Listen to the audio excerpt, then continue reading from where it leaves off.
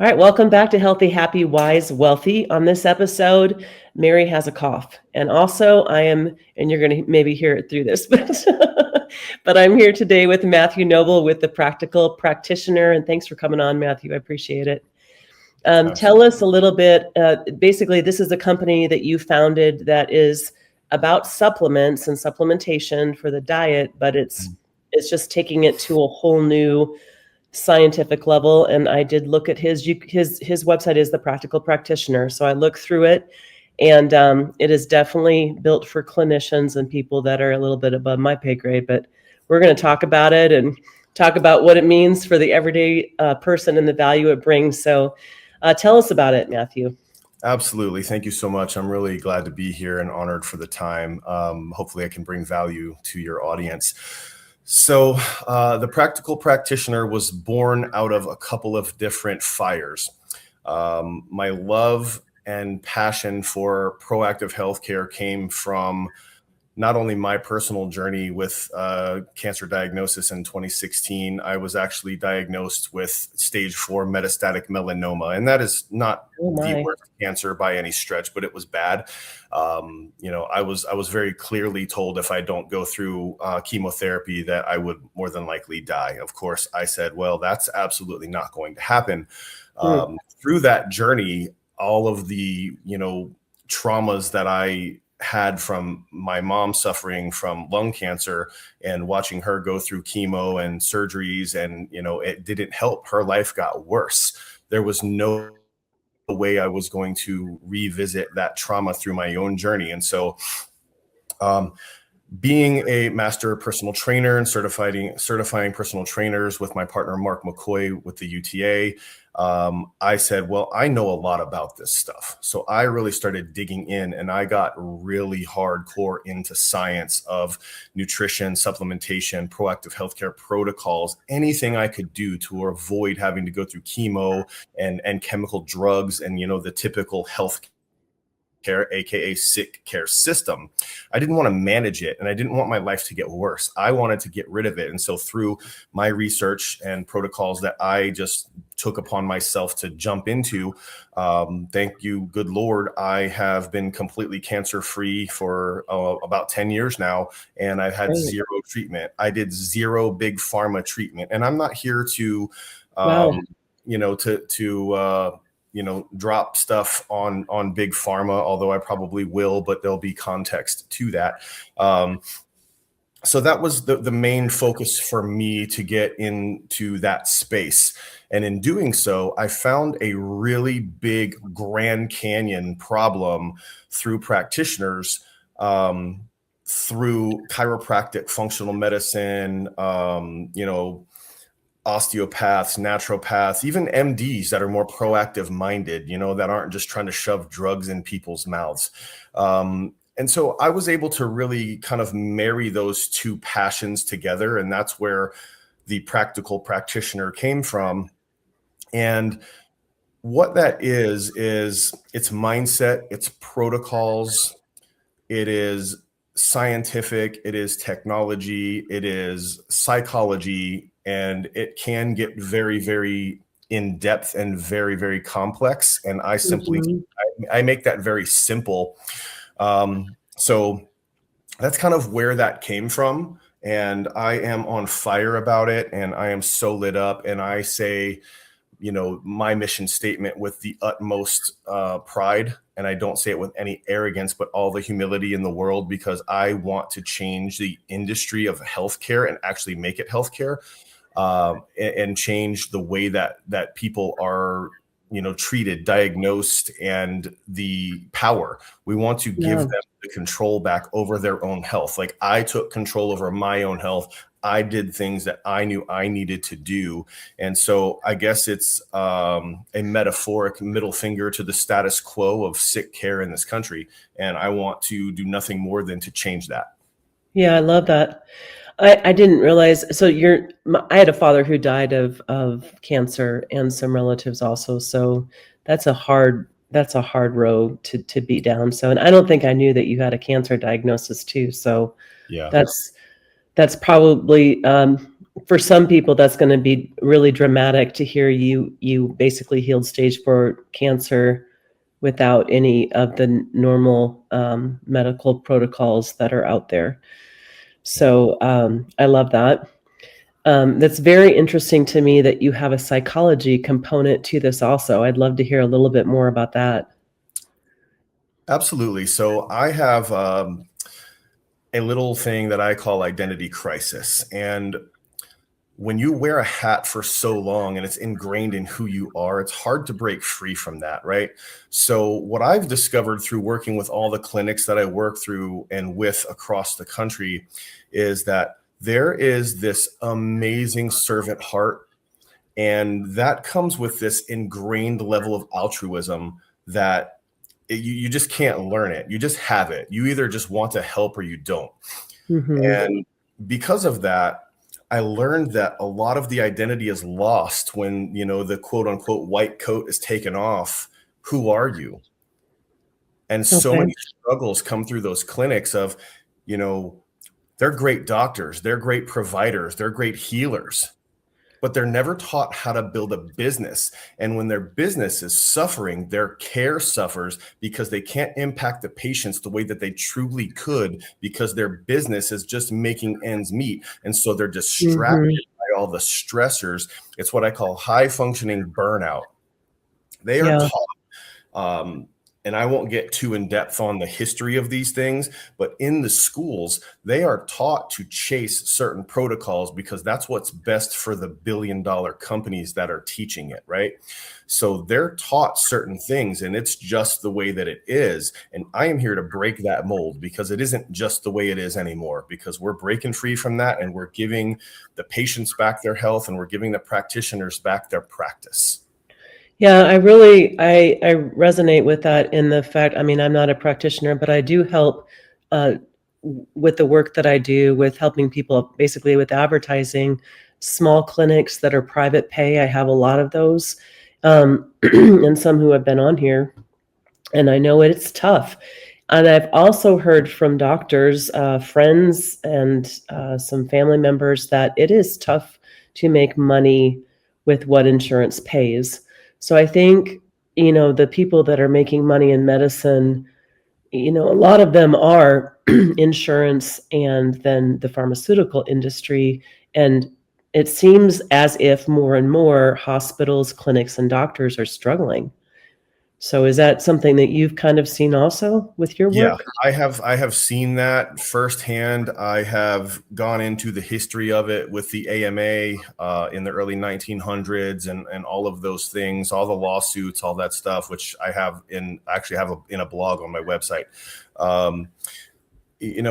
This is not necessarily just about money, but like my partner Mark always says, if you can't afford your mission, you have no mission. If you can't keep your doors open, if you can't function without worrying about every dollar, how are you going to impact patients? So our mission is really simple. My first goal is 3.5 million patient lives impacted through clinics across America. And doing that is going to generate over $2 billion back into the proactive practitioners' clinics, taking that money away from big pharma. Now, here's how we do that.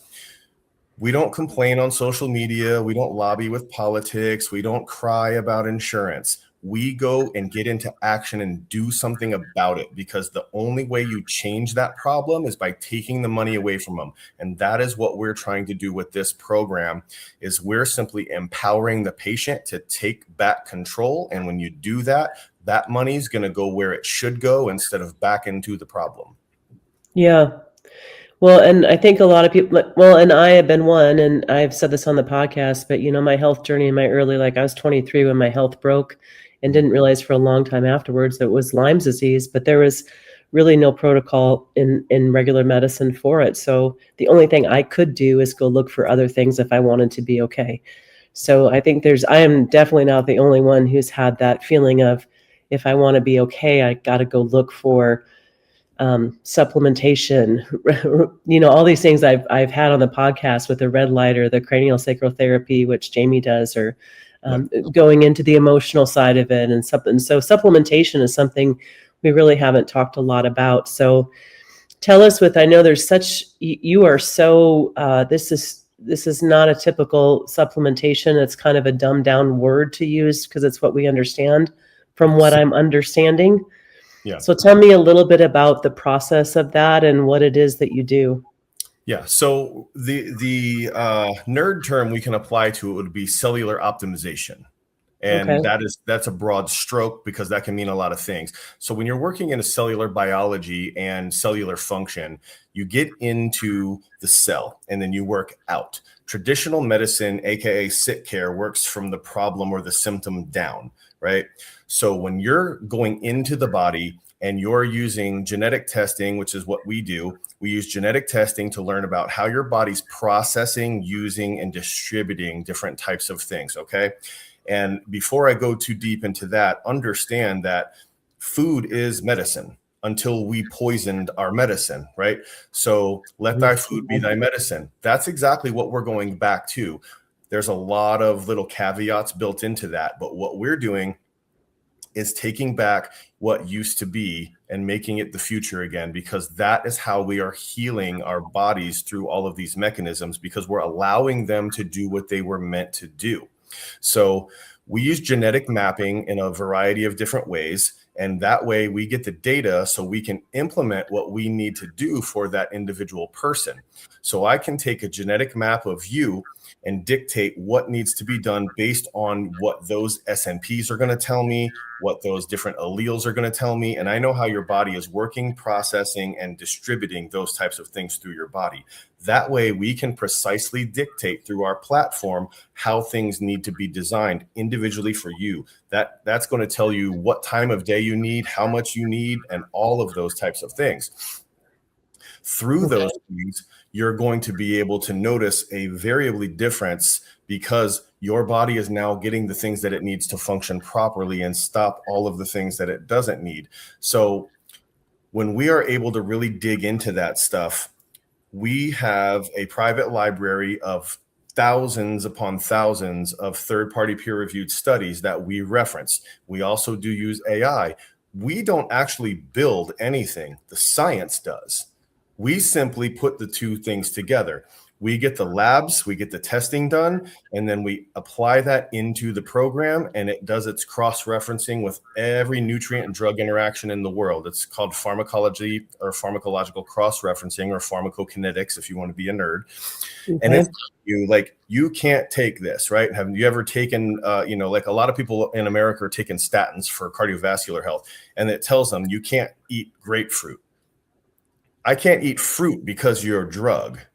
That doesn't make sense. Why? Because grapefruit is going to cause that drug to interact at 4 times the pace. So what we want to understand is that we are being told that we need to take more chemicals and drugs instead of actually using the things that are going to help us, right?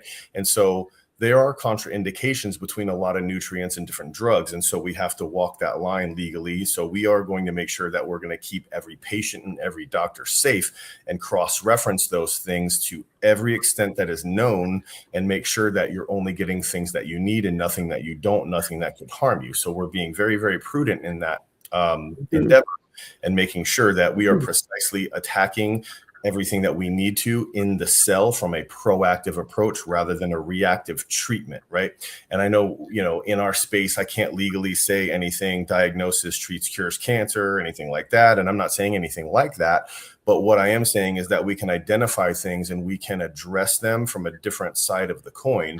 And there's always 3 sides to a coin, right? You've got the front, the back, and then the ridge. The ridge is where, right? That ridge is a side. That's where I live in the science, the tech, and the finance, because there's 3 sides, and that middle is such a small little portion of the community.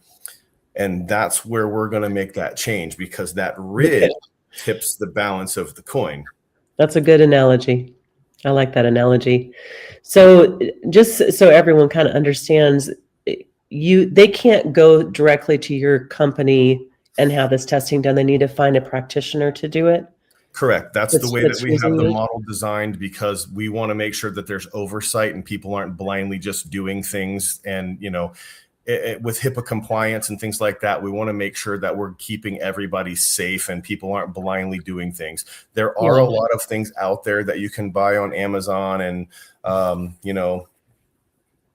certain quote unquote influencers that'll sell you stuff that you probably shouldn't be touching. But you're going to want to find a practitioner that we're working with. And I do have a list of those on the website as well. Or you can always just message me through the website and let me know where you're at, and I'll find you somebody. We are. Or if you have a favorite practitioner, you can also tell them they need to get a hold of you. Yes, that's for sure. Another way. Yes, that's for sure. So we are really, just trying to carve that path. And we're pioneering all of this stuff throughout the country. I mean, and it's still fairly new. I mean, we're really only about a year into this endeavor. Oh, wow. Very new. This has been a passion project, but it's been a lot of time, coming up with things, testing, making sure things are where they need to be. And, the last thing we want to do is go into something prematurely and not be able to be who we say we are, and also not be able to deliver what we want to deliver. And so, efficacy is everything, reputation is everything. And we're not going to come to the market with something and offer something that we can't put 110% efficacy behind. Yeah, I love that. Matthew, what was your background before this? So I was actually a master retired personal trainer. And so with that, I obviously knew the anatomy, movements, nutritional type things, and performance. And so I really kind of fell once my mom passed away from cancer, and I got, my diagnosis, and just, I started kind of seeing all these things, and the dominoes were falling. And I'm like, I have to do something here. If I can just change something, I have to do something, because I felt like the system just completely failed my mom. And, I've watched it fail so many other people, other loved ones, friends, family. And I just couldn't take it anymore. And I just realized, like, I have to do something. I don't know if I'm going to be effective. I don't know what I can do, but I'm going to do something. And so I thought, well, I don't want to be like everybody else. I'm not going to be a sheep in the herd. I'm not going to sit in the corner and be quiet. I feel like there's so much more that can be done. And if I can impact other people's lives, how can I impact the most people? I can personally only influence and impact so many people, right? How can I bring this to millions? Doctors have thousands of patients, right? Okay. How can I now impact millions of people's lives through other clinics? Okay, great. Now, how can I make it beneficial for the clinician as well?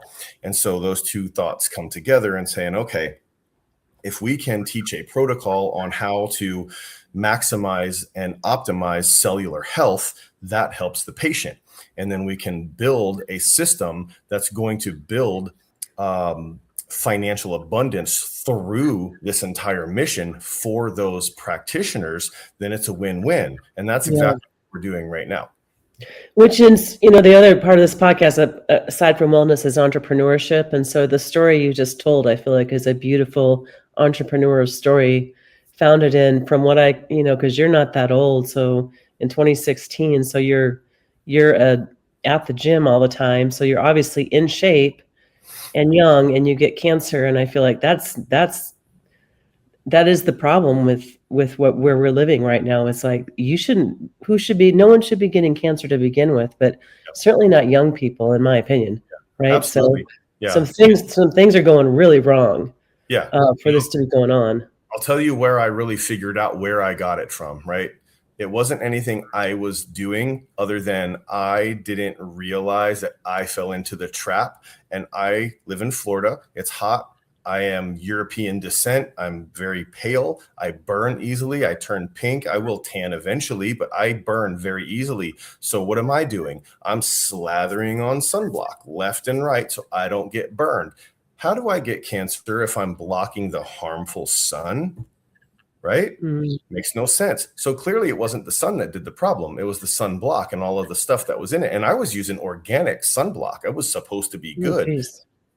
So obviously something's really wrong with that type of thing. And that's a whole nother podcast episode, I'm sure. But, Oh my one gosh. thing we Wow. can certainly agree on is that, the government and big corporations certainly don't have our health in mind when they're coming up with these things. And 90% of the stuff that's in the market, oh, it's healthy. It's not. They're trends. It's marketing hype. You go to look at Cheerios. Oh, they're heart healthy. According to who? The people, the Heart Foundation, right? The AMA. Yeah. They're selling you these things because it's beneficial for them.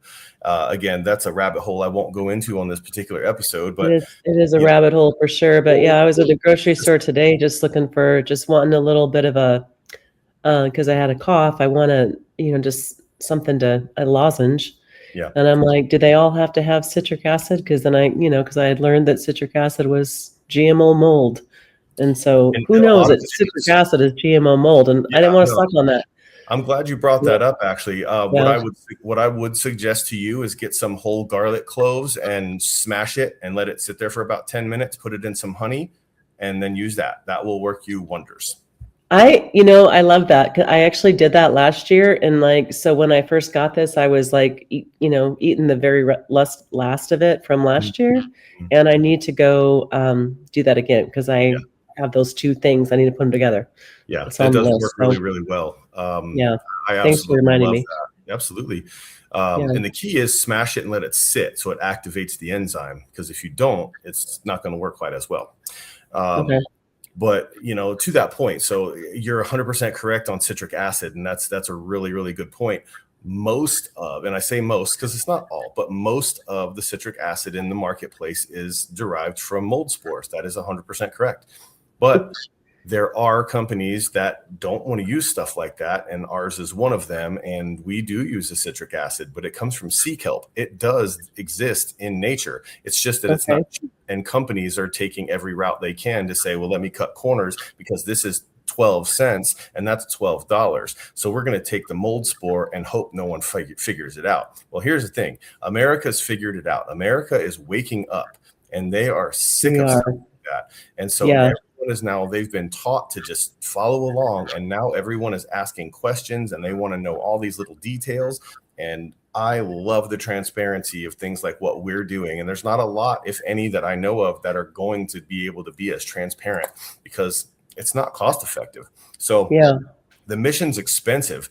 It takes time and it takes a lot of money to be able to do what we're doing. But I'm telling you this, we're not going to compromise on it, and we're going to keep doing what we're doing. Yeah, that's awesome. So if someone is like, well, what do I do? How do I get tested? Like what happens? They find a practitioner, and then what does the testing look like for them?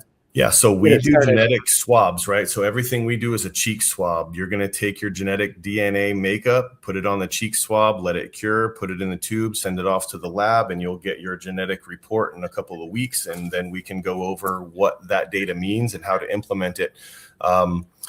We do use AI. It cross-references those things. We've made it really, really user-friendly for the practitioner so that they don't have to become geneticists and molecular biologists because, let's be honest, it's not a passion for a lot of people. But if I can get you the results without having to learn how to do all that stuff, and that's kind of what we've designed through all of these things. The website alone with the database and everything like that, if we tried to build it today, it would probably cost about $10 million. Cheapers. So it is really, really in tune, and it cross-references 3,500 white papers a month. So as science evolves, so does our program. Every time something new comes out, and it's verified, it's added or taken out. If it's something that's okay, this is no longer functional, we've got something different. So it's upgraded and updated every month with the latest and greatest. Yeah. So is this the papers you have on there? So it's both, I'm assuming both pharmacology and kind of, I don't know what to call it, natural science? Yes. Is it kind of both? Yeah. So everything that we have on there is going to be based in nutritional responses and any type of pharmacological interactions. So if there's a nutrient drug interaction, if there is a white paper with peer-reviewed research on this nutrient does that, it's in there. Nice. I love Every that. white paper. And and this isn't animal study stuff. This isn't preclinical. This is third-party peer-reviewed research. It is verified science. So good science, not the trusty not bro. hype science, not hype Yes. science. Yeah. Yes. And in a world of TikTok trends, my goodness, please stop following TikTok people that are telling you to take all of these things. It's insane. Oh, and see, you're saying that right when I've decided I might get on TikTok and sell stuff. But I will not sell supplements that are bad. I'm going to say that right now. Yeah, I'm just being a little silly. So, okay, so for the people, the clinicians, the practitioners that, they have the client who does a cheek swab, and then what do the practitioners get back? So, I mean, they're getting the data, obviously, to be able to individualize their care for that patient. So they know exactly what to do, how to do it, when to do it, where to do it, and all of those things. So it makes their job a lot easier because they don't have to spend, hours upon hours doing all that research. It's all done for them. It's literally a few clicks of a button, and it's not magic, because nothing in this world is really magic, but it's pretty close. If we could wave a Harry Potter wand, it's pretty close to that. In a matter of 6 seconds, it analyzes 7,000 algorithms, and it accesses over 13,000 research studies, and it says, here's what this science is saying for this person based on these genetics, lifestyle, family history, all of that stuff, all what we call KPIs, key point indicators. It takes everything that we know about you and it designs it based on that, because that's what science says you needed. That's fascinating. What a great use of AI too. I've had some talks about AI here, and I've done so much training on AI, use some AI, worried a bit about AI depending on how it's going down, but every tool is bad depending on who's using it, or it's good depending on who's using it, right? Exactly. So, I mean, like I used this reference the other day, and I'm like, a hammer could be a great tool to put a nail in a board, or it could be a bad tool for somebody to use it to harm someone. It's not the tool, it's the person using it. Yeah. So everybody freaking out about AI, it's like, well, if we don't corrupt it, then, everyone's got that Terminator brain of, oh gosh, the machines are going to take over. I mean, that might happen if in some day. It's not going to happen in our lifetime, and I'm quite frankly not worrying about it. I'm going to use this to impact people as best as I can. Yeah, mostly for there's some things I'm worried about with just like intrusive reading of things they shouldn't do, and privacy things. Sure. But outside of that, I'm not so sure that the robots are going to take over anytime soon. I mean, to me, it's just like, well, if you don't want, we'll just use ChatGPT. If you don't want it knowing things, then don't talk about it. It's not that. Don't talk about personal stuff on there. Use it for what it was meant for. Don't tell it your deepest, most inner thoughts, and you won't have to worry about that. Yeah, that's very true. I'm a ChatGPT fan for the most part. I love it. I can tell you this. I love to learn and I love to teach. I do not have the attention span to sit there and read books. So when I see something, I'm like, oh, that looks like a really good book. I'll take a picture of it. I upload it into ChatGPT, and it summarizes the book for me. I get all of the good stuff without having to sit there for 2 weeks and read the book. I get it in 6 minutes and I'm done. It actually reads it to me because it's voice activated. So it's a great tool for people like me, because I don't have the attention or the time, quite frankly, to sit there and read that book. I want to learn something and take it and put it into action as quickly as I possibly can. Yeah. And I like things like Audible for that reason too. You can listen to a book while you're driving. We're all driving too much. So, okay. So back to my questions here for you. So when the clinician, practitioner, doctor gets that stuff back, what is it? It's a list of like a recommended supplementation, a list of what is on there. So on the genetic report, it's going to tell you certain processes, right? So we'll just take MTHFR because that's trending all over the place now, thanks to Gary Brecka. It's been around. And explain what that is for everyone, if you would. Like, I've heard it, but I'm like, I'm not sure if I could really regurgitate it and say. So MTHFR is a process in the body that covers over 250 different potential outcomes. Okay. It is a folate, right? So it's methyl N-tetrahydrofolate reductase, right? Any of you nerds out there, MTHFR. That just happens to be the way that it looks. And certain people call it the you-know-what gene because that's what it looks like. Mm-hmm. I actually had that on here, which is why I had these made. Okay, cool. So this is a play on the BMI. Oh, I see. Yeah. It's a play on the BMI because every time you go there and you're just like, oh, well, you're obese. Like, the BMI chart, please, if any of you ever listen to that, please don't. It's absolutely ridiculous. It doesn't tell you anything other than your relationship with gravity. It's completely useless. It doesn't tell you your body composition. And so that's where this brand was launched because of that. And so morbidly obese. Oh, it says, I couldn't see the whole thing. So it says morbidly obese to 24. It's in your genes. It's in your genes, MTHFR. So it reads like in your genes, mother, right? Yeah. I have it built that way, but I made this design to look like a 2024 political poster because it makes people look at it. It's just an attention. I don't care about any of those things, but it makes people read it. I was at the airport the other day and the people were like, what's your shirt say? And I'm like, yeah, it says this. And like, what's that mean? And I told them and they're like, oh man, that's a really good idea. Very catchy. So that's another brand that we launched, kind of through this whole thing as well. But so you're going to get genetic insights on a report, and it's going to tell you how that patient is processing things. You simply take that data, input it into the platform, and it's going to take that science, it's going to do its magical thing, and then it's going to give you all of the things that they need, and it's going to build it, design it, and it can ship it right to their front door so you don't have to touch it. You have no cost. You have no expenses for anything. You get access to all of that stuff, and it ships it right direct to consumer, and you can't put an FDA label on it because it's unique. It's in the box of what's in it. So like we will have like, this is just one example, but like you'll get pages like these and it'll tell you the lights kind of sucks, right? But you're going to get this supplement packs. Yeah. And it's going to tell you everything that's in it. Okay. The dosage, and it even has what's called chronobiology built into it because your body is going to use, and everybody's different on these types of things, but your body is going to use things better during the day or sometimes at night, right? So you have chronobiology and your circadian rhythms are built into it. So for instance, a lot of people are getting up in the morning and they're taking omega-3s with breakfast. Well, your body doesn't absorb them that well because they're soluble fat. So you need to take them at night. You'll get 10 times better result. Same thing with vitamin D. You get up in the morning and you're popping a vitamin D pill. Well, if it doesn't have K2 in it with cofactors, it's not going to absorb right. And vitamin D isn't actually a vitamin, it's a hormone. So you need to take it at night. So you take your vitamin D right before you go to bed, you're going to get a much, much larger effect from it.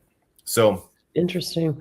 All of these things are factored into that, and science knows that you need that. So it'll tell you what you need and what dose and when to take it. And it'll be all built out for the patient. So the doctor doesn't really have to do a whole lot other than give them access to it, plug in the data, and let the platform build it for them. It's really a lot of the doctors I work with, they call it functional medicine made simple. And it really is that. It does all of the heavy lifting for you. The legwork is done. You don't have to stand there and figure out, interactions for 4 hours per nutrient, by the way, with every drug on the planet. There's a lot of drugs on this planet. It is insane.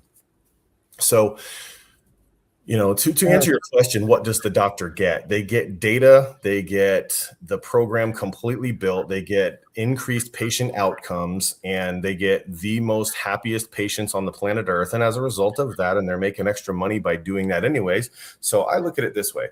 When I was training, I didn't want my clients going to GNC and taking advice from some kid that doesn't know anything. I wanted to control that. Well, when they're not with me for 23 hours of the day, I can't really control what they're doing. Now I can. And it's the same thing with proactive healthcare. I want to give you the power to control what they do when they're not with you. So if you give them something that's going to work 10 times faster without having to burden yourself, now you can take all of those patients that you're seeing, instead of doing a revolving door of 10, 12, 15 patients an hour, you can cut that down to 3 or 4 and actually spend time with these people and still make 10 times more money. So the business model we have that really fleshes all of this out is going to be able to increase their income, and everything is arbitrary depending on how things work. But I use an example with a baseline, and at 100 patients, you're able to access this out, you're going to increase your clinical revenue by over 250% with zero insurance reimbursements, with zero lead generation. And you don't have to chase patient volume just to make ends meet. You can go home and spend time with your family because you're not chasing a dollar, you're chasing a mission. And that's one of the main things that we have this built for, is because at the end of the day, you don't want to be a prisoner to your four walls and locked into that business and locked into that clinic. Yes, you want to serve patients, but at what cost? Your own health? Guess what? If you go down, who helps them? Yeah. So, And I've had a couple of private pay clinics on here. So Jamie Pribble with Healing Hands Physical Therapy and Bodywork was on here, and of course, you know her, and she has this program now. Yeah. So, and I was going to mention that because I know the reason she talked on the podcast about this was that the reason she's not taking insurance is because it's just like, you can't do good patient care the way she would want to do it. You can't just sit there and work on a patient. It doesn't, insurance won't pay for that.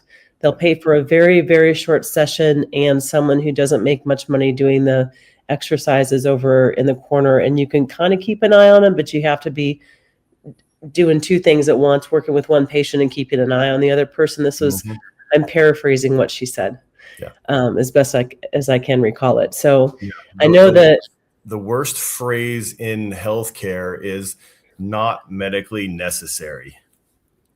Well, who decides what that is? Insurance, not doctors. Yeah. Exactly. And that's I think a big problem. It is a big problem. And so that's why a lot of people are switching over. And I mean, and Jamie's great. Her model and her mindset are so transcendent of what most people are doing, especially in PT, because she's doing things differently than any other clinic that I've seen in that industry. And I can tell you this, it's only going to get better. We're just getting started with that. But the approach has to be about the patient.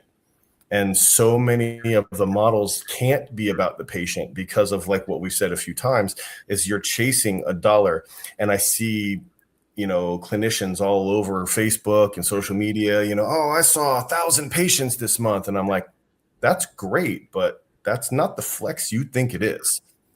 No. Yes, you got to help 1,000 people, but at what cost? At 100 hours a week, you don't see your family, you can't do anything, you're exhausted. We all know how nurses, and thank you God for you nurses, they have the worst health in healthcare because they're so burnt out. They're smoking, they're eating absolute garbage, they're drinking sodas because they don't have time to take care of themselves. So if you can't take care of you, I call it airplane syndrome, right? You ever get on a plane and they tell you, you put your mask on first. You can't help anybody else if you can't breathe. Yeah. That's the world we're in right now in healthcare. It's being suffocated by insurance regulations, and we need to put our mask on first so that we can actually make that difference. Yeah, and then just this, and I'm not calling out any particular person in general, but I do remember, like, when my dad had chemo and at the hospital, they're just offering him soda and just the most nutrient lacking food. And it's just as if there's a belief that it doesn't make any difference. Yep. And they call themselves dietitians. I have had many, many run-ins with hospital dietitians, and it was not a pretty sight. It is abhorrent for someone in that position to deliver what they consider to be okay nutrition for somebody that is dealing with any type of medical issue. Yeah, it's the disconnect is astonishing to me. It's astonishing in all the wrong ways. Yeah. And I really blame, I don't blame the person. I don't think it's any intent. I don't find it to be malicious intent. Even a lot of people are blaming doctors for a lot of things. It's not doctors. That I don't think so either. Taught, right? So this is a wild, wild stat, right? Do you know how many credit hours traditional medicine gives MDs in nutrition, right? 1, maybe, 4, right? 4 credit hours. 4 credit hours. You know how many credit hours they get in pharmaceutical drugs? 1,000. I'm not sure. 38. Okay. I'm way off. Yeah. I'm way off in The those. whole program's not 1,000. Okay. Really? Medical school in general, the whole thing will be about 1,400. Okay. 1,420 roughly. So, Okay. when you're given, 38 credit hours on drugs, pharmaceutical drugs, and 4 on nutrition, and they tell you, Yeah. oh, check with your doctor. Why? They don't know anything. Why do I need to check with them? Check with your doctor before starting a healthcare regimen or a nutrition plan or exercising. Why? They don't know. It's not because they don't want to know. They're never taught. And I have clients that are MDs. I have dear friends that are MDs, and family members MD or studying to be MD. Mhm. And I think that I know I had one friend kind of whisper to me. She's like, "This is incredibly embarrassing, but and she had cancer, and she's like, I don't know the nutrition. I'm working with a nutritionist because I wasn't taught it." Yep. And I was like, I've heard that, I know. Yeah. And these are people, such good people, such good people. Kudos to her for admitting that, because that's a big deal. Yeah, but everyone, these are all such good people, right? Yeah. So and it's most of them are. Yeah. They just don't know any better. They're a victim of the system, just like the patient. They're just a cog in the machine of billion-dollar revenue. And so, when you look at the food and all of the things that happened in the 80s and how things have gone, I was thinking this the other day, and you go to the grocery store and you're like, man, you remember when you could just go to the store and just buy chicken and just buy beef and just buy eggs? And now you got 46 categories of, I need pasture raised, grass fed, this, that, and the other. And I'm like, why is there any other option other than that in the first place? And then you look to the answer of, well, because that way they can feed you more drugs. The whole point is to get you sick so they can feed you more drugs so they can make more money, right? You always hear there's no money in cures. Well, and there's a terrifying amount of pesticides. The amount of pesticides is and it's getting worse. Mm-hmm. And the FDA and EPA are just clearing more PFAS, and it's not sane. Yeah. The amount of stuff going on. The definition of terms is something like a lot of people don't realize too. The definition of terms is also tainted. I was explaining, I think I was actually talking to Jamie about this the other day. And, when you look at grass-fed beef, right? The definition of terms, oh, this is grass-fed. Okay, but for how long and when, right? Yeah. Usually it's for the last 2 weeks of their life, it's grass-fed. It's grain-fed all the way up until legally I can say it's a grass-fed because of XYZ. Pasture-raised chickens, right? You ever looked at what one of those actually says when in your grocery store? And it tells you that they're pasture raised and they're free range and they have 103 square feet of amazing earth to live on. That's not a pasture. But by their terms, here's one that really got me. You got farm raised fish, absolutely garbage. Now you've got wild caught fish, and people are out there buying wild caught fish. Well, guess what? The food industry realized that people want wild caught, but it's just too expensive. So you know what they started doing? They started building fisheries in the middle of the ocean. So by definition, I can say this is wild caught, even though it really isn't. It's a farm in the middle of the Atlantic that is technically wild caught. I have not heard that one. These are the things that go through and the deception over Americans' health. And it's worldwide too, but America is by far the worst. It's just a sewer. You see the example of ketchup all over the place. Why does ketchup in this country have tomatoes, salt, sugar, and spices, and ours has all of these just insane things? Yeah. It's tomatoes. What are we doing? So because of that, we have to try to take a stance and really empower ourselves to be able to get away from those things. So going back to the MTHFR, it has become more and more prominent that it's an estimated about 80% of Americans now have some deviation in there. There's 2 alleles, and those processes are going to be responsible for a lot of things. The big things are going to be cardiovascular health, homocysteine levels, fertility, cancer, brain health, mental degradation, Alzheimer's, early onset dementia, those types of things. MTHFR can influence those things. A lot of people have toxic buildup because of GMO seeds, and then they're spraying these synthetic folic acids, right? You ever seen a food that says enriched or fortified? Mostly grains, pastas, bread, Right. types of things. Well, that means that they're putting vitamins back into the food that they stripped out of it because of the processing. The problem is the vitamins they're putting back in aren't what was naturally in it. And now they've got these synthetic things floating around in there, microplastics and a whole host of other things. Well, if your body is deviated in MTHFR, you can't process that because it's not natural. Your body is building up toxic levels of these things. And guess what? It's like a volcano. When your liver can't process these things, you get toxic load buildup, and then you start getting all kinds of issues that are going to come out in some form. So looking at things with folic acid, you need some type of natural version of that. And so one of the things we take is, different types, but we use L-methylfolate. A lot of it is phosphate based and things like that. It's its natural methylated form. Folate is its natural form, but your body can't use it. So you have to put it into your body. It goes through its cellular process, breaks it down into methylfolate, and then it can be absorbed into the body. Ours are already ready and they're bioavailable that way. So your body doesn't have to go through that stress. So there's a lot of stuff out there with Gary Brecka and talking about that and methylated vitamins. The only thing is that you need to know what you need, because if you're blindly just taking a bottle of stuff that they make because it's one size fits all, it might actually do you harm. You can over-methylate, and over-methylating is actually worse than under-methylating. Interesting. Go down that road. So I don't know about that. Can you tell me more about that? Like, what does that mean? Like yeah, taking. So your body is going to use B vitamins for a variety of different things. It's going to basically be any energy expenditure. And in this cell, your body is going to oxygenate blood. It's going to have nutrient delivery. And so if your body doesn't have these processes working, and it's called methylation pathway impairment, if your body isn't able to use and process those things, your health is going to suffer.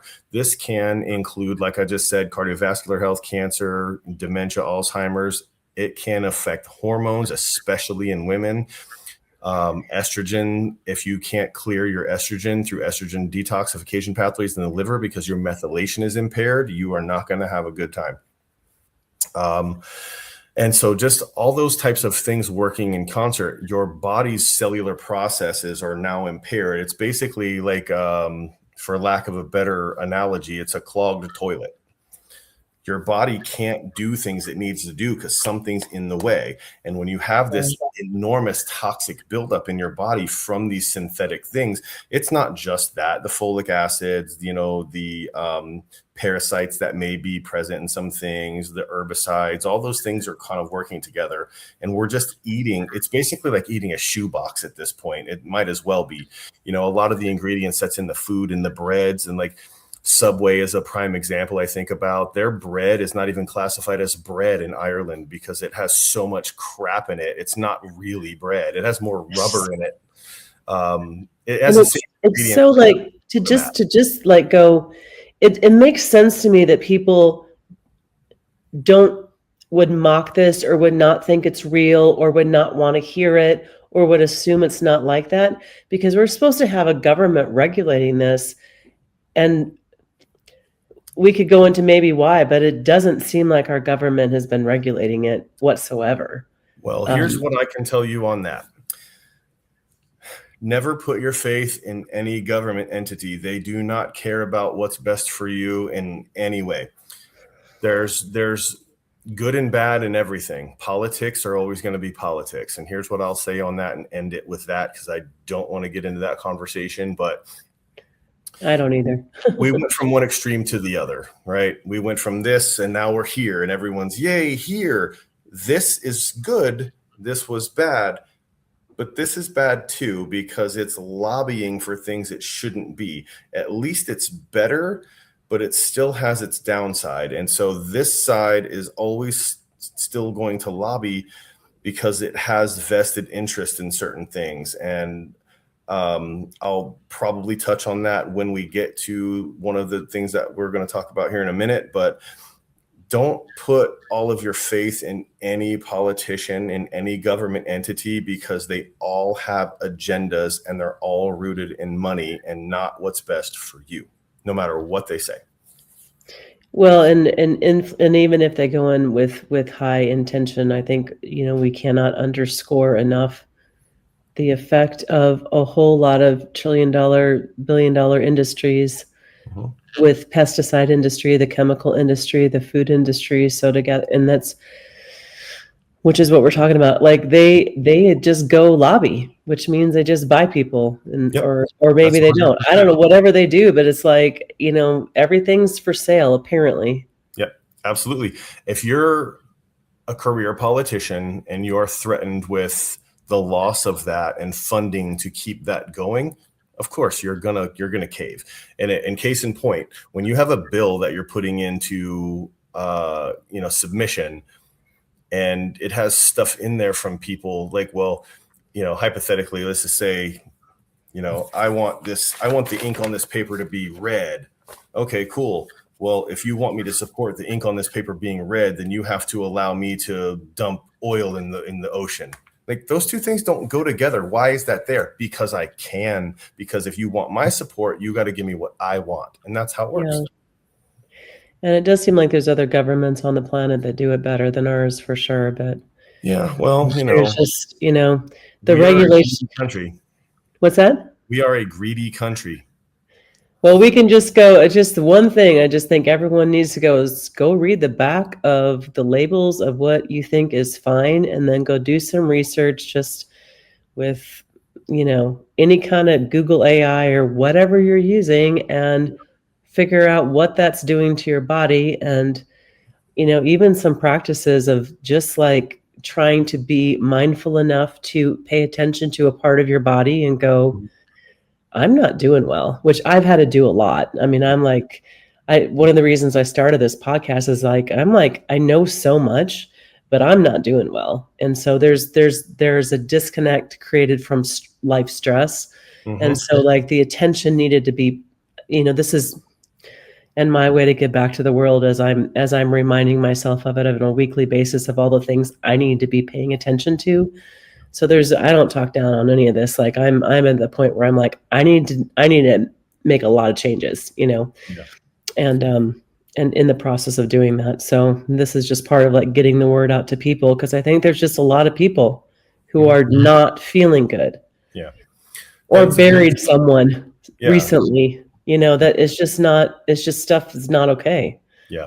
So That's a very valid point. I mean, and a lot of times it's not about knowledge, it's about application. There's a lot of really, really intelligent people out there that know things, they just don't do them. I know I've done that. I've done that a mhm, lot of times in my life. I know better than to do this, but you know, you're stressed out. Life has you beat. You're defeated, whatever's going on. And you're like, I know I shouldn't do this, but I'm going to do it because why? Because it gives me a dopamine response and I just want to mhm, feel good. But guess what? Now that you feel good for 10 minutes, tomorrow you wake up feeling absolutely horrible. So it's about discipline and making decisions. And we're not perfect, like we were talking about before we got on here. you know you are a health expert, whatever, and in personal training, this used to drive me crazy. I used to see it all the time.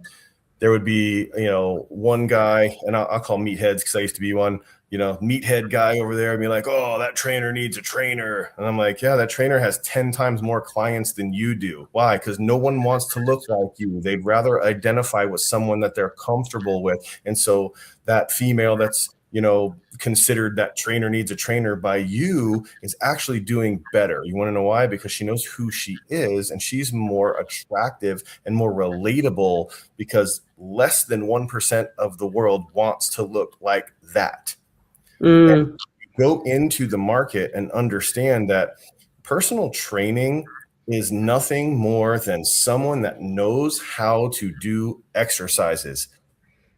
It has nothing to do with nutrition. It has nothing to do with anything else. You might be the best personal trainer in the world and you might be 100 pounds overweight. Does that make you a bad trainer? No, it doesn't. It just means you don't understand nutrition. Okay. There's a big difference yeah, between health and fitness. Okay.